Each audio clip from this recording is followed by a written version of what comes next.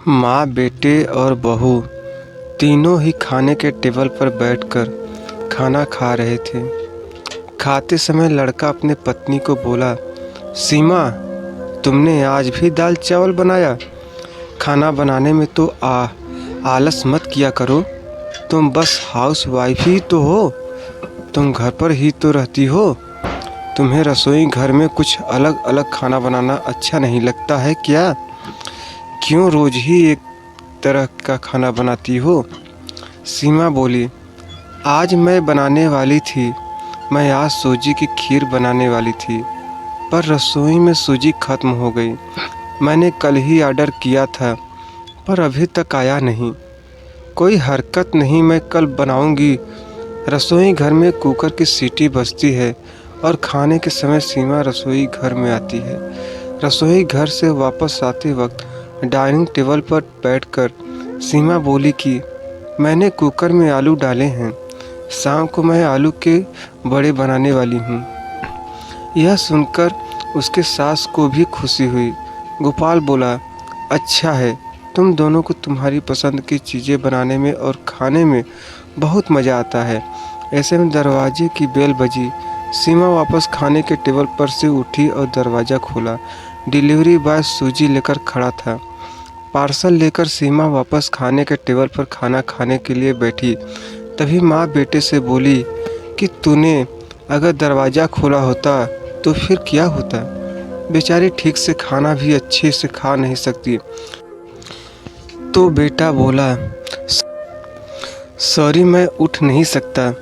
मुझे ऑफिस जाने के लिए देर हो रही है। फिर रूम में चला जाता है। वो सीमा को आवाज़ देता है, मेरी फाइल मिल नहीं रही है, तुम ढूंढ कर दो सीमा।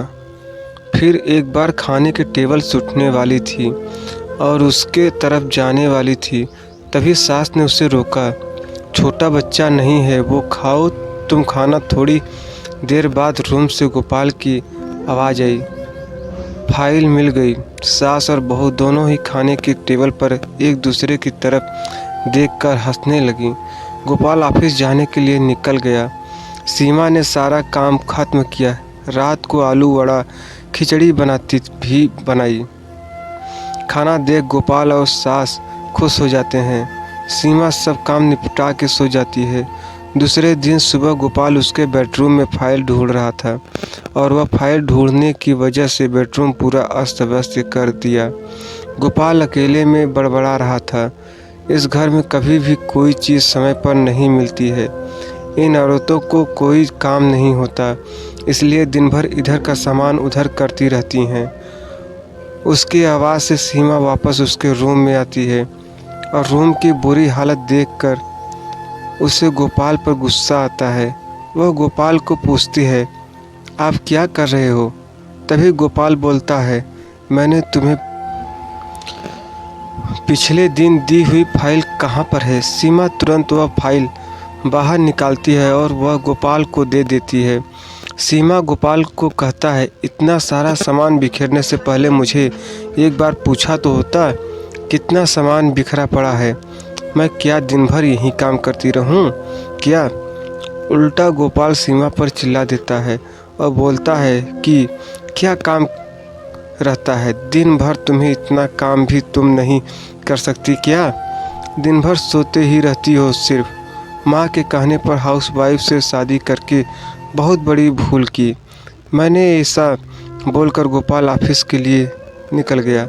पति पत्नी का बोलना माँ के कानों पर पड़ता है, जो गोपाल को पता नहीं था। माँ सीमा के पास जाती है, तभी सीमा रो रही होती है। कोई भी गलती नहीं होते हुए भी गोपाल उस पर चिल्लाया। यह उनको पता था, सीमा से वह बहुत प्यार करता है। सीमा भी उसे बहुत प्यार करती है। सास ने सीमा को शांत किया। फिर दोनों ने गोपाल को अच्छा सबक सिखाने के लिए प्लान बनाया। दूसरे दिन सुबह गोपाल नींद से जागा, तभी वह सीमा को चाय के लिए चिल्ला रहा था। तभी माँ नज़दीक के सोफे पर बैठी थी।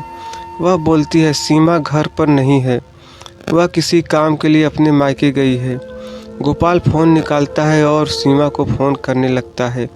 तभी माँ उससे रोकती है और बोलती है कि फ़ोन मत करो, वह मायके ही तो गई है, 2-3 दिन में आ जाएगी। गोपाल फ़ोन रख देता है और माँ को बोलता है कि माँ चाय। तभी माँ बोलती है, हाँ 2 कप बनाना, मैं भी पीऊँगी। इच्छा न होते हुए भी गोपाल चाय बनाने के लिए रसोई घर में जाता है। माँ सोफे से खड़ी होती है, बेटा गोपाल को पुकारती है। वो सोचने लगता है कि माँ उसे रोकेगी और खुद चाय बनाएगी, पर माँ बोलती है, मेरी चाय में शक्कर कम डालना। गोपाल चाय बनाता है और चाय लेकर आता है। माँ और बेटा दोनों ही चाय पीते हैं। फिर माँ बोली, चाय अच्छी बनाई है पर सीमा जैसी नहीं। वो चाय बनाती है तब तुलसी के पत्ते डालती है, उस चाय की तो बात ही अलग होती है। बेटा कोई बात नहीं, अगली बार तुम चाय बनाओगे तब ध्यान में रखना। गोपाल उसकी माँ को देखते ही रह जाता है। थोड़ी देर बाद गोपाल उसकी माँ को बोलता है, माँ आज मैं मटर पनीर खाना चाहता हूँ। माँ फिर से गोपाल की तरफ देखकर बोली, अरे वाह, आज मेरा बेटा मटर पनीर बनाएगा और मुझे खाने के लिए देगा। अच्छा हुआ, बहुत दिनों से मटर पनीर खाने की इच्छा हो रही थी। तभी गोपाल बोला, अरे माँ मटर पनीर आपको बनाने के लिए कहने वाला था। तभी उससे माँ बोली, नहीं बेटा, मेरे घुटने बहुत दुखते हैं, मैं इतनी देर रसोई घर में खड़ी नहीं रह सकती। तभी गोपाल उसका फ़ोन निकालता है और रेस्टोरेंट से ऑर्डर देने लगता है। तभी माँ उसे रोकती है और बोलती है, मुझे वह होटल का खाना पचता नहीं है, मुझे गैस हो जाती है और तुम मुझे बाहर का खाना खिलाने वाले हो क्या? शायद माँ से प्यार नहीं करते हो तुम। गोपाल तभी गोपाल खाना बनाने के लिए रसोई घर में जाता है। 1 घंटे बाद खाना तैयार होता है। 2 थाली में खाना लेकर गोपाल उसकी माँ के पास आता है। गोपाल में दाल चावल बनाया है। यह माँ देखती है, गोपाल को बोली, अरे बेटा तुम मटर पनीर बनाने वाला था ना? गोपाल बोला कि माँ यह आसान है बनाने के लिए। तभी माँ बोलती है, सीमा होती तो आज उसने मटर पनीर बनाकर मुझे खिला दिया होता, पर जाने दो, तुम्हारे हाथों का खाना बना हुआ खाना कहाँ मैं रोज़ खाती हूँ। ऐसा बोलकर माँ खाना खाने के टेबल पर आकर बैठती है। चल दोनों साथ में खाना खाते हैं। गोपाल ने पहला निवाला मुंह में डाला ही था, तब माँ उसे बोली, अरे बेटा दाल में नमक कम है, जा और नमक लेकर आ। वो खाते खाते उठता है और रसोई घर में से नमक लेकर आता है, माँ को देता है, फिर से खाने के लिए बैठता है। तभी बीच में माँ खांसने लगी और गोपाल को बोलती है, अरे बेटा निवाला गले में अटक गया, थोड़ा पानी लाना। गोपाल फिर खाते खाते उठा और पानी लाने गया, फिर वो पानी माँ को दे देता है। इस सब में गोपाल के चेहरे पर गुस्सा स्पष्ट रूप से दिख रहा था। गोपाल को अब समझ में आ रहा था कि वह सीमा के साथ जिस प्रकार बर्ताव कर रहा था उसे कितना बुरा लगता होगा। वो यह सब खुशी से करती थी, उसके चेहरे पर कभी भी कोई सिकन नहीं दिखी। वह सोचते सोचते खाना खा रहा था। माँ यहीं पर नहीं मानी। खाना होने के बाद माँ गोपाल को बर्तन धोने के लिए कहती है और माँ उसके रूम में आराम करने चली जाती है। माँ उसे परेशान करने का कोई मौका नहीं छोड़ती। वो गोपाल को बुलाकर चादर ओढ़ने के लिए कहती है। उसके बाद गोपाल रूम से बाहर जाता है तो उसे माँ रोकती है और एसी का टेम्परेचर कम करने को कहती है। अब इन सभी कामों की वजह से वह चिड़चिड़ करने लगता है, लेकिन कुछ भी नहीं बोल पाता। दूसरे दिन सुबह जल्दी उठ जाता है, उसे ऑफिस जाना होता है, इसलिए वह जल्दी सब्जी काटता है, पर उसका ध्यान सब्जी की तरफ नहीं होता। वह सीमा का विचार कर रहा होता है।